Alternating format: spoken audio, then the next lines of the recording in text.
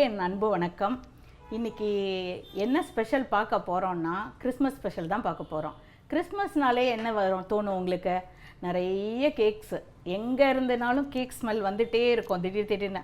அப்போ உங்களுக்கும் ஒரு ஆசை இருக்கும் இல்லையா, நம்மளும் ஒரு கேக் பண்ணி பார்க்கலான்னு. எல்லோரும் பண்ணுற ஒரே மாதிரி ஒரு கேக்கை ஏன் பண்ணணும்? நம்ம வேறு கேக்கு, ஒரு ஹெல்த்தியாக ஒரு கேக் பண்ணி பார்க்கலாமா இன்றைக்கி அந்த கேக் பண்ணுறதுக்கு தான் நான் உங்களுக்கு சொல்லிக் கொடுக்க போகிறேன். அதுக்கு தேவையான இன்க்ரீடியன்ட் என்னென்னன்றதை பார்க்கலாம். ஓகேயா?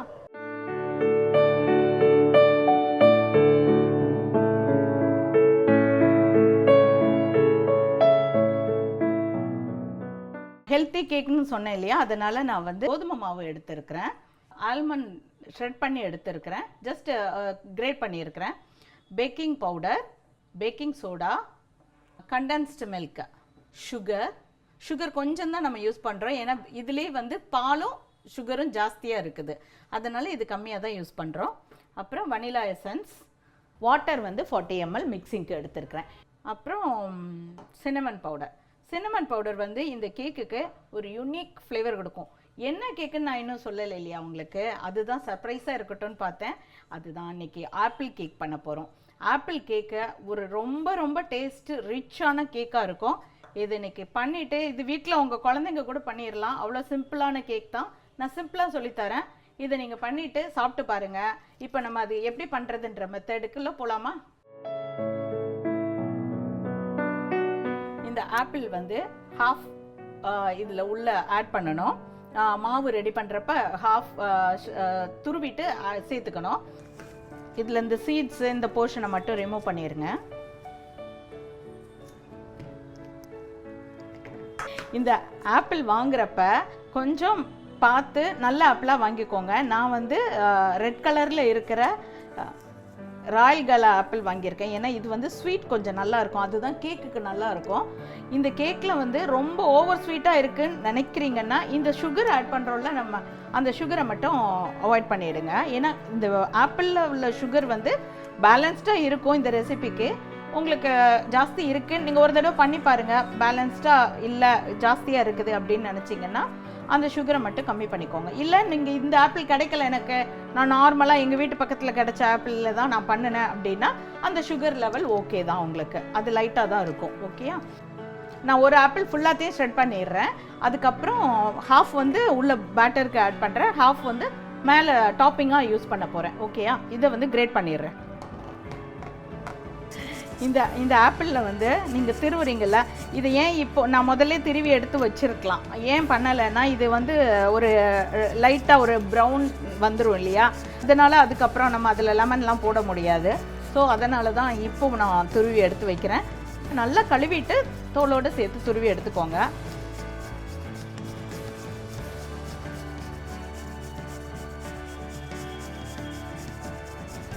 இது வந்து மீடியமாக இருக்கிற மாதிரி துருவி எடுத்துக்கோங்க, ரொம்ப ஃபைனாக இருக்கிறதும் வேண்டாம். இந்த ஹோலில் பண்ண வேண்டாம், இதில் பண்ணிக்கோங்க. இப்போ நான் பண்ணுற இந்த அளவை வந்து டபுள் ஆக்கிக்கிட்டு நீங்கள் வந்து அப்படியே ஒரு பெரிய கேக்காக கூட பண்ணிக்கலாம், ரவுண்ட் டின்னில் போட்டு பண்ணிக்கோங்க. நான் இப்போ உங்களுக்கு பண்ணி காட்ட போகிறது வந்து மஃபினாக பண்ணி காட்டுறேன்.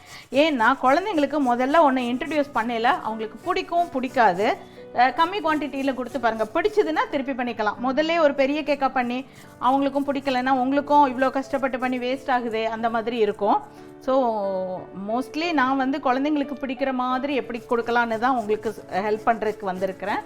ஸோ இப்போ வந்து சின்ன குவான்டிட்டிங்கிறப்ப வந்து அவங்களுக்கு எடுத்துகிட்டு போகிறதும் ஈஸியாக இருக்கும். இப்போ ஒரு ஸ்நாக்ஸ் மாதிரி நீங்கள் வந்து பாக்ஸில் போட்டு ஸ்கூலுக்கு கொடுத்து விட்டுறலாம். ஒரு ஈவினிங் வந்த உடனே கொடுக்கறதுக்கு ஒரு ஸ்நாக்ஸ் டைம் மாதிரி, அந்த ஸ்நாக்ஸ் டைமில் கொடுக்குற மாதிரியான ஒரு சின்ன கப் கேக்கு தான் இது. இதுக்கு ஏன் மஃபின்னு பேர் வந்தது, ஆப்பிள் மஃபின்னு ஏன் பேர் வந்ததுன்னா, இதுக்கு வந்து நம்ம மேலே க்ரீம் எதுவும் போட மாட்டோம். ஏன்னா இதுவே ரிச்சாக இருக்கும், க்ரீம் எதுவும் போட மாட்டோம். ஸோ க்ரீம் எல்லாம் போட்டு பண்ணுற கேக்கெல்லாம் கப்பில் பண்ணணுன்னா அது பேர் கப் கேக். க்ரீம் போடாமல் ஒரு ரிச் டேஸ்ட்டில் ஃப்ளேவரில் கொண்டு வந்தோம்னா அது பேர் மஃபினில் வந்து நம்ம வந்து சேவேரி மஃபினும் பண்ணலாம், பட் கப் கேக்கில் சேவேரி பண்ண முடியாது. ஓகேயா? அதுக்கு அது சூட் ஆகாது, அதனால தான் நான் வந்து இது வந்து மஃபின் சொன்னேன். ஓகே? ரொம்ப இந்த மாதிரி தோலை மட்டும் வந்திருக்கிறது, நம்ம துருவுறப்ப அப்படி தோல் மட்டும் வந்ததுன்னா அதை மட்டும் தனியாக எடுத்துக்கோங்க. மற்றபடி இது ஓகே தான். இதில் பாருங்கள் இந்த கலர் எவ்வளோ அந்த ரெட் கலர்லாம் இருக்குது இல்லையா, அது அழகாக இருக்கும், ரொம்ப நல்லாவும் இருக்கும். கேக்கில் நீங்கள் பார்க்குறப்பவும் நல்லாயிருக்கும். இதை ஸ்குவீஸ் பண்ணலாம் வேண்டாம், இதை மட்டும் ரிமூவ் பண்ணிக்கலாம். இப்போது வந்து கிறிஸ்மஸ் ஸ்பெஷல் கேக்குனாலே முட்டை போட்டால் தான் கேக் சாஃப்டாக இருக்கும். முட்டை போட்டே ஆகணும், முட்டை இல்லாமல் கேக் எப்படி பண்ண முடியும், முட்டை இல்லாமல் கேக் பண்ணால் சாஃப்டாக இருக்காது, ஹார்டாக இருக்கும் அப்படின்லாம் சொல்லுவாங்க. ஆனால் இப்போது வந்து சம்டைம்ஸ் நமக்கு வந்து ஒரு ஃப்ரைடே சாட்டர்டே அந்த மாதிரி டேலாம் சிலர் வந்து நான்வெஜ் அவாய்ட் பண்ணுற அன்றைக்கி முட்டை கேக்கு சாப்பிட்றதுக்கு மனசுக்கு கஷ்டமாக இருக்கும். அதுக்காக நம்ம ஏன் கேக்கு சாப்பிடாமல் இருக்கணும்? அதனால் எல்லாமே எக்லெஸ்ஸில் பண்ணி சொல்லித்தரேன். இந்த மஃபின் வந்து எக்லெஸ் தான் பண்ணுறோம். எக்லெஸ்ஸில் எவ்வளோ ஸ்பாஞ்சியாக கொண்டு வரலாங்கிறது தான் நான் இன்றைக்கி உங்களுக்கு காட்ட போகிறேன். அதில் நான் சொல்ல போகிற சின்ன சின்ன டிப்ஸையும் பார்த்துக்கோங்க, அப்போ தான் உங்களுக்கு அந்த ஸ்பாஞ்சினஸ் ரீச் பண்ண முடியும். இப்போ வந்து நான் வந்து எடுத்து வச்சுருக்க ஆப்பிளில் வந்து ஹாஃப் வந்து தனியாக எடுத்திருக்கேன், இந்த ஹாஃப் தனியாக வச்சுருக்கேன். இதை வந்து நான் வந்து டாப்பிங்காக யூஸ் பண்ண போகிறேன். இதை வந்து இந்த பேட்டருக்குள்ளே போட போகிறேன். ஓகேயா? இப்போ இம்மீடியட்டாக இதில் வந்து ஆட் பண்ணிடணும். அதனால் நான் வந்து மிக்சிங்க்கு போயிடுறேன். ஃபஸ்ட்டு வந்து மிக்சிங்கில் வந்து இந்த பீட்டர் ரெடியாக வச்சுக்கோங்க. இந்த பீட்டர் மாட்டுறப்ப இப்படி வச்சுட்டு மாட்டுங்க, இந்த கை விரல உள்ளே கொடுத்துடாதீங்க. ஏன்னா தெரியாமல் இங்கே அமுக்கிட்டீங்க, அழுத்திட்டீங்க அப்படின்னா அது ரன் ஆயிரும். ஸோ ஃபஸ்ட்டு வந்து எப்போவுமே ஆயில் இல்லைன்னா பட்டர், இந்த ரெண்டில் ஏதோ ஒன்று நீங்கள் யூஸ் பண்ணுவீங்களா, அதை தான் முதல்ல போடணும். அதையும் சுகரையும் மிக்ஸ் பண்ணுங்கள். ஸோ ஒரு கேக் பண்ண போகிறீங்கன்னா பேசிக்காக என்னென்னா முதல்ல வெட் இன்க்ரீடியண்ட் எல்லாத்தையும் யூஸ் பண்ணணும், அப்புறம் ட்ரை இன்க்ரீடியண்ட்டை யூஸ் பண்ணணும். ஓகே, இப்போ நான் வந்து ஆயில் அண்டு சுகர் போட்டிருக்கேன், அதை நல்லா பீட் பண்ணிக்கோங்க. இப்போது இதில் ஒரு டிப்ஸ் உங்களுக்கு சொல்கிறதா இருக்கிறேன். எக்கு போட்டு பண்ணுற கேக்கில் வந்து சாஃப்ட்னஸ் இருக்கும் தான், ஆனால் இதுவும் சாஃப்ட்னஸ் கம்மியெல்லாம் இருக்காது, ரொம்ப நல்லாவே இருக்கும் சாஃப்ட்னஸ். பட் எக்கு போட்டு பண்ணுறது ஏன் அவாய்ட் பண்ணுறேன் அப்படின்னா, ஒன்று நம்ம சில கிழமைகளில் நான்வெஜ் சாப்பிட்றவங்க மட்டும்தான் சாப்பிட முடியும், எல்லாராலையும் சாப்பிட முடியாதுன்றது ரீசன் ஒன்று. நிறைய பேருக்கு எக்கு அலர்ஜி இருக்கும். எக்கு சாப்பிட்டோன்னாலே அவங்களுக்கு வந்து அலர்ஜிக் சிம்டம்ஸ் நிறையா வரும். அப்போ அவங்களுக்கு வந்து ஆசையும் இருக்கும், சாப்பிடவும் முடியாது. ஸோ ஏன் அப்படி நம்ம ஆசையை கண்ட்ரோல் பண்ணிகிட்ருக்கணும்? நம்ம வந்து இந்த மாதிரி எக்லெஸ் கேக்கு பண்ணி சாப்பிட்டுக்கலாம். ஸ்மெல்லும் இருக்காது, எந்த டைமில் வேணால் எப்படி வேணால் நீங்கள் சாப்பிட்டுக்கலாம். ஓகே, இப்போ வந்து நான் ஆயில் அண்டு சுகர் போட்டிருக்கேன், இதை லைட்டாக பீட் பண்ணுறேன்.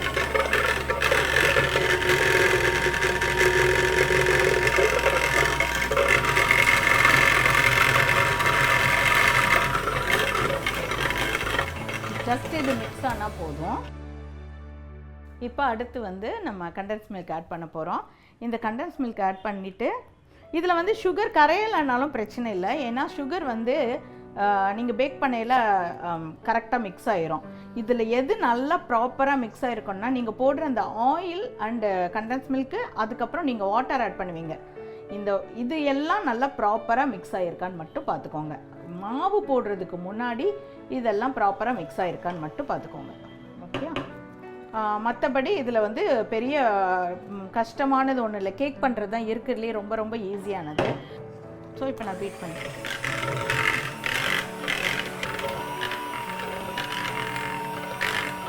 இப்போ நல்லா மிக்ஸ் ஆகிட்டு நான் இதில் என்னெல்லாம் ஆட் பண்ணியிருக்கோன்னா, முதல்ல வந்து ஆயில் போட்டிருந்தேன், சுகர் போட்டிருந்தேன், கண்டென்ஸ் மில்க் போட்டிருந்தேன். இப்போ இதில் வந்து வாட்டர் ஆட் பண்ணுறேன்.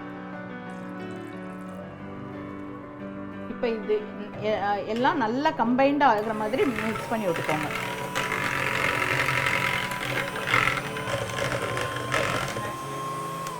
ஒரே ஒரு முக்கியமானது மட்டும் இதில் நீங்கள் நோட் பண்ணியிருக்க வேண்டியது என்னென்னா, எல்லாம் மிக்ஸ் ஆகணும், நல்லா மிக்ஸ் ஆகிருக்கணும். இப்போ பாருங்கள், நான் போட்டு இந்த ஆயில், அந்த கண்டென்ஸ் மில்க், இதெல்லாம் நல்லா மிக்ஸ் ஆகிருக்கு பாருங்கள். ஓகே, வனிலா எசன்ஸ் ஆட் பண்ணியிருக்கேன். அதுக்கடுத்து ட்ரை இன்க்ரீடியன்ட் எல்லாத்தையும் நான் ஒன்றா ஆட் பண்ணுறேன். இது எதுக்கு ஒன்றா ஆட் பண்ணுறேன்னா, சீவ் பண்ணிக்கிறதுக்காக. நான் கோதுமை மாவு, cinnamon powder, baking powder, baking soda இது வச்சுருக்கிறேன். ஓகே, இப்போ இதை வந்து நான் சீவ் பண்ணி உங்களுக்கு இதில் போட்டுடுறேன். போட்டுட்டு எப்படி மிக்ஸ் பண்ணணும்னு காட்டுறேன் நான் உங்களுக்கு. இதில் வேறு ஏதாவது ஃப்ரூட்ஸ் போடலாமா அப்படின்னு நீங்கள் கேட்டிங்கன்னா, ஸ்ட்ராபெரி போடலாம்.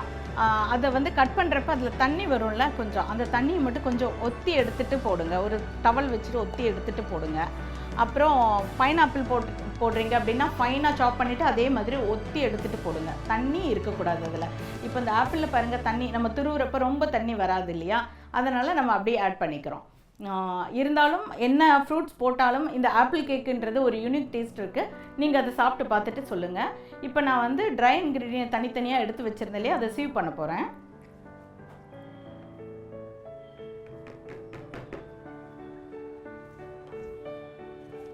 சீவ் பண்ணிவிட்டு இது எதுக்கு இந்த சீவ் பண்ணுறோம் அப்படின்றதுக்கு ரீசன் சொல்கிறேன்.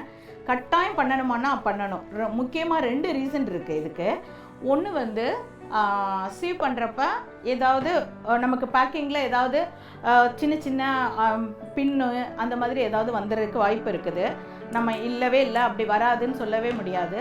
ஸோ அது வந்து அவாய்ட் இப்படி சீவ் பண்ணுறப்ப நம்ம அதை எடுத்துடலாம். இன்னொன்று இப்படி சீவ் பண்ணுறதுனால என்ன ஆகுதுன்னா, சலிக்கிறதுனால மாவில் ஏர் க்ரியேட் ஆகுது. அப்போ இன்னும் அந்த சாஃப்ட்னஸ் வந்து இன்க்ரீஸ் ஆகும். அதுக்காக தான். ஓகேயா? இப்போ வந்து ஏன் சீவ் பண்ணுறோன்ற சொல்லிவிட்டு இப்போ நம்ம பேட்டர் வந்து ரெடி ஆகுது. இந்த மாவு போட்டதுக்கப்புறம் இந்த பீட்டர் யூஸ் பண்ணி ரொம்ப நேரம் அடிக்கக்கூடாது. அதனால் ஜஸ்ட் ஒரு 3-4 ரவுண்ட் மட்டும் மிக்ஸ் பண்ணி விட்டுக்கோங்க. ஓகேயா? சும்மா தான், நான் ஆன் பண்ணவே இல்லை, ஆன் பண்ணாமல் மிக்ஸ் பண்ணுறேன்.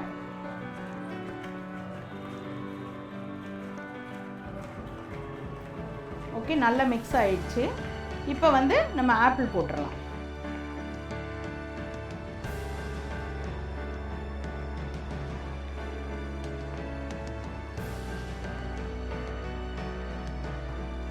ஹாஃப் இதில் போட்டிருக்கிறேன். நல்லா மிக்ஸ் பண்ணிக்கோங்க. ஓகே, இப்போ இது ப்ராப்பராக மிக்ஸ் ஆயிடுச்சான்னு சொல்லிட்டு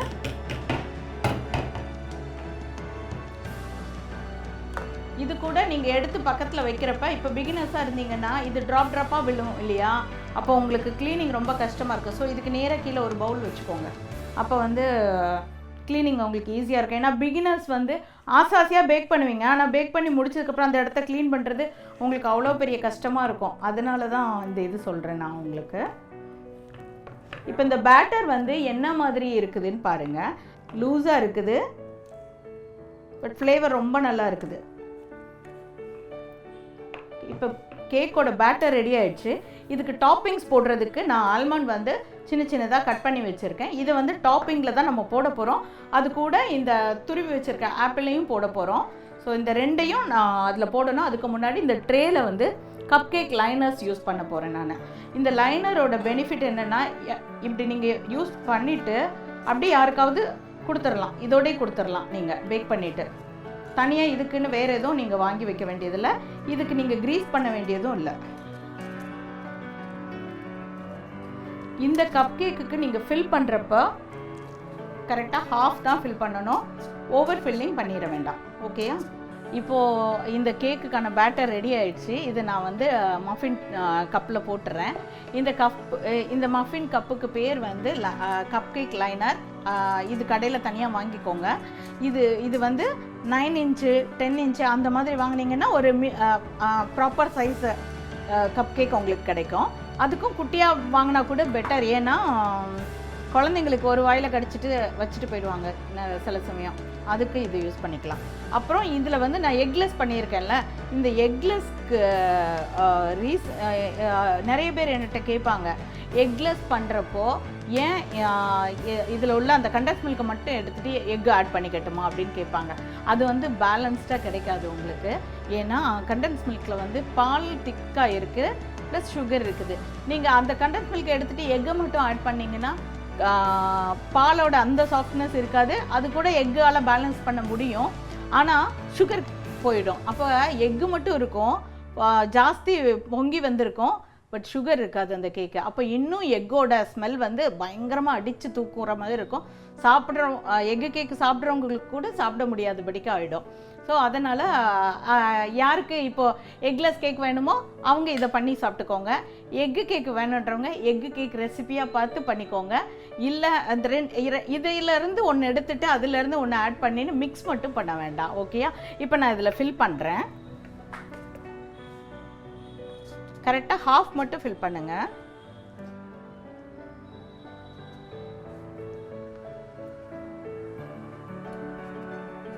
பேக்கிங் அப்போ இது பொங்கி வரணும் இல்லையா, அதுக்கு நம்ம ஸ்பேஸ் கொடுக்கணும். அதுக்காக தான் இதுக்கு ஹாஃப்க்கு கூட ஃபில் பண்ணோன்னா என்ன ஆகும்னா, இது ஓவராக பொங்கி வந்துட்டு உங்களுக்கு கப் கேக்கோட அந்த டிசைனும் போயிடும். மேலே வலிஞ்சிடுறதுனால என்ன ஆயிரும்னா, பேக்கிங் பவுடர் பேக்கிங் சோடாலாம் போட்டிருக்கோம்ல, அதெல்லாமே வந்து பொங்கி வலிஞ்சிடுறதுல போயிடும். அப்போ உங்களுக்கு கேக் வந்து ப்ராப்பர் டெக்ஸ்சரில் கிடைக்காது, அழகாகவும் இருக்காது, சாப்பிடவே தோணாது. அப்புறம் அது எவ்வளோ டேஸ்ட்டாக இருந்தாலும் பிஞ்சு போயிட்டு அப்படின்னா உங்களால் அப்படி சாப்பிட முடியாது இல்லையா. இப்போ நான் வந்து இது பண்ணுறேன். இதே மாதிரி நீங்கள் பண்ணுறப்ப உங்களுக்கு கொஞ்சம் மிச்சம் இருக்குதுன்னு வச்சுக்கோங்க. இதே மாதிரி பேட்டர் கொஞ்சம் மிச்சம் இருக்குது. அப்போ என்ன பண்ணலாம் அப்படின்னா, அதுக்கு நான் ஒரு ஐடியா சொல்லித்தரேன். அதுக்கு முன்னாடி இதை நான் ஃபில் பண்ணிடுறேன். நட்ஸ் போட்டுக்கோங்க. ஸ்ட்ரெட்டட் நட்ஸ் இருக்கு இல்லையா, ஆல்மண்ட் இருக்கு இல்லையா, ஆல்மண்ட் முதல்ல போட்டுக்கோங்க. இதை வந்து அப்படியே நீங்கள் ஒரே ஒரு கேக்காக பண்ணலாம். 6 இன்ச் ரவுண்டு டின்னில் பண்ணினீங்கன்னா ஒரே கேக்காக பண்ணிக்கலாம். நீங்கள்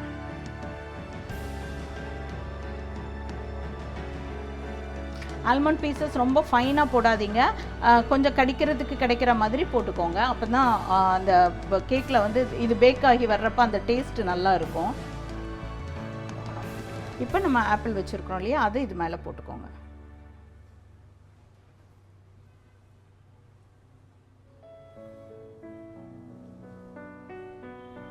இப்போது இதில் நான் ஃபில் பண்ணது போக மிச்சம் இருக்கு இல்லையா, இம்மிடியேட்டாக நான் அடுத்து ஒரு ட்ரே எடுத்து அதை அதில் கொஞ்சம் க்ரீஸ் பண்ணி எல்லாம் ட்ரை பண்ணுறதுக்குள்ளே அந்த மாவு வந்து பொங்க ஆரம்பிச்சிடும். ஏன்னா அதில் நம்ம பேக்கிங் பவுடர் பேக்கிங் சோடா இதில் போட்டிருக்கோம்.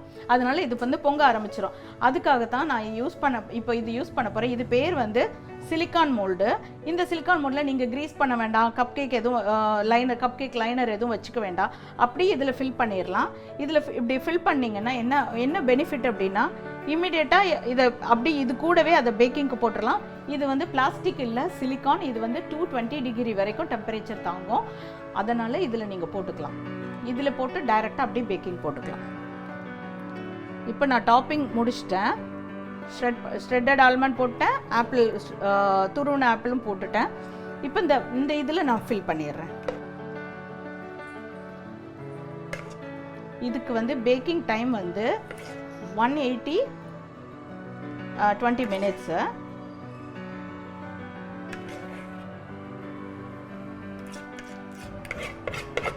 இது நீங்கள் உங்களுடைய அவனில் பண்ணுறப்ப கொஞ்சம் ப்ரௌனாக வரல அப்படின்னா கொஞ்சம் டெம்பரேச்சர் ஒரு 10 கூட்டிக்கோங்க.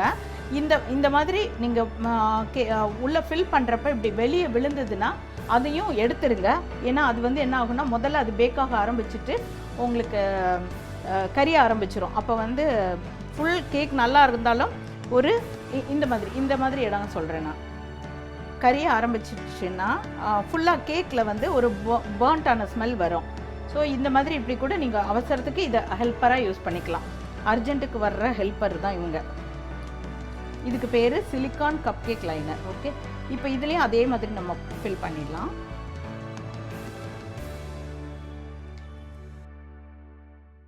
இப்போ இந்த குவான்டிட்டி நம்ம பண்ணினதுக்கு உங்களுக்கு வந்து எத்தனை கப் கேக் வந்திருக்கு பாருங்கள். 6 குட்டி மஃபின் வந்திருக்குது, 2 சிலிக்கானில் போட்டிருக்கிற 2 மஃபின் வந்திருக்குது. ஓகே, இதில் வந்து ஆப்பிளும் மேலே போட்டுக்கலாம். போட்டுட்டு நான் வந்து 180 20 மினிட்ஸ்க்கு பேக் பண்ணுறேன். எப்பவும் போல் ப்ரீஹீட் வந்து சொன்னேன்ல, ப்ரீஹீட் ஏன் பண்ணணுன்றதுக்கான ரீசன் வந்து தவா வச்சுட்டு உடனே தோசை ஊற்ற மாட்டோம், அதுக்கு அது மாதிரி தான் இதுவும். ஸோ ப்ரீஹீட் பண்ணுறதுக்கும் ரீசன் வந்து அதுதான். ப்ரீஹீட் பண்ணிவிட்டு நீங்கள் வந்து பேக்கிங் போட்டுருங்க. Okay, 180 degree 20 minutes.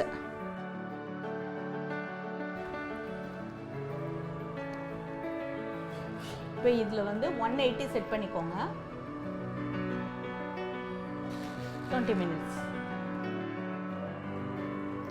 இந்த மாதிரியான பேக்கிங்கில் வந்து எப்போவுமே நம்ம ஒரு டைமு அந்த டெம்பரேச்சர் அது செட் பண்ணுறப்போ டெம்பரேச்சர் ஓகே, நம்ம அதுலேயே கேர்ஃபுல்லாக வச்சிடலாம். பட் டைம் வந்து அந்த நான் சொல்கிற டைம் வந்து ஒரு கன்ஃபர்மேஷனாக வச்சுக்கலாமே தவிர அதுதான் அதை நம்பி எடுக்கக்கூடாது கேட்க. ஏன்னா அது வந்து செட் பண்ணுறது பெஞ்ச் மார்க் மாதிரி தான். உங்களுக்கு அந்த டைமில் நீங்கள் அலர்ட்டாக இருக்கணும். போய் அந்த டைமில் ப்ரிக் பண்ணி பார்த்துக்கோங்க. பேக் ஆகிடுச்சுன்னா எடுங்க, இல்லை அப்படின்னா கூட கொஞ்சம் நேரம் வச்சுக்கோங்க. 180 சொன்னாங்க, 20 மினிட்ஸ் சொன்னாங்கன்னு எடுக்கிறப்போ சம்டைம்ஸ் கிளைமேட் ரொம்ப சில்லுன்னு இருக்குன்னு வச்சுக்கோங்க, இது பேக் ஆகுறதுக்கு கொஞ்சம் டைம் ஆகும். ஆப்பிள் நீங்கள் ஃப்ரிட்ஜில் இருந்து அப்போ தான் எடுத்திருந்தீங்கன்னு வச்சுக்கோங்க, அப்போ சில்லுன்னு இருக்கும், அப்போ அது டெம்பரேச்சருக்கு வந்து பேக் ஆகுறதுக்கு டைம் ஆகும். அப்போது இப்படி எக்ஸ்ட்ரா டைம் எடுக்கிறப்போ நீங்கள் அதே 20 மினிட்ஸில் எடுத்துட்டீங்க அப்படின்னா என்ன ஆகும்னா கேக்கு சென்டரில் கொஞ்சம் வேகாமல் இருக்கும், அது பார்க்குறதுக்கு தெரியாது, மேலே மட்டும் பேக் ஆகிருக்கும். அப்போ வந்து என்ன ஆயிடுச்சுன்னா நீங்கள் வந்து கேக்கு உள்ள மாவாக இருந்தது, நான் பார்த்து வச்சேன், எனக்கு கரெக்டாக வரலை, மாவாயிடுச்சு அப்படின்னு சொல்லி வருத்தமாக இருக்கும் உங்களுக்கு. அவ்வளோலாம் வருத்தப்பட வேண்டாம், ப்ரிக் பண்ணி பாருங்கள். கொஞ்சம் அந்த குச்சியில் ஒட்டி இருந்ததுன்னா, நான் அது காட்டுறேன் உங்களுக்கு, ஒட்டி இருந்ததுன்னா நீங்கள் திருப்பி வந்து கொஞ்சம் கூட ஒரு 2 மினிட்ஸ் 3 மினிட்ஸ் வச்சு பார்த்துட்டு எடுத்துக்கோங்க. ஓகேயா? இப்போ வந்து பேக்கிங்க்கு போட்டிருக்கேன், காட்டுறேன் உங்களுக்கு, பேக் ஆகி முடிச்சது காட்டுறேன். இப்போது நம்ம ஆப்பிள் கேக் வந்து நம்ம 180 டிகிரி டெம்பரேச்சரில் வச்சோம் இல்லையா 20 மினிட்ஸ்க்கு, அது இப்போ பேக் ஆகிடுச்சான்னு பார்க்கலாம்.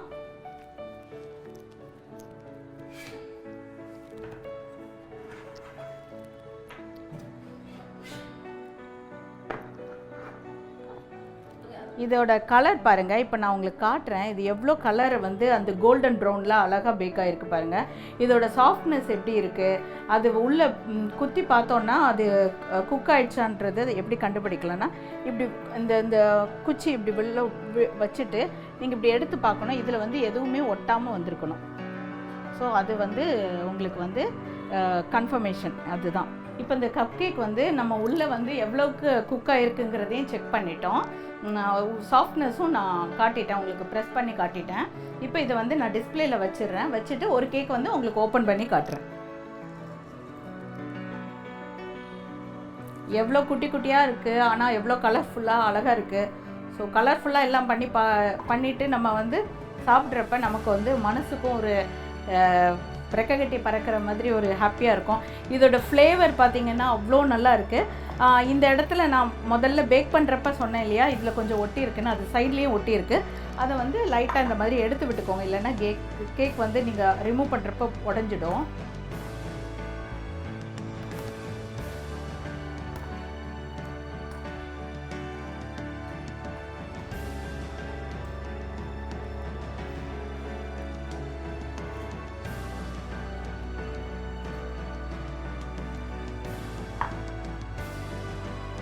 ஸோ இந்த அளவுக்கு வந்து நமக்கு வந்து கிடச்சிருக்கு வந்து 8 கப் கேக் கிடச்சிருக்குது.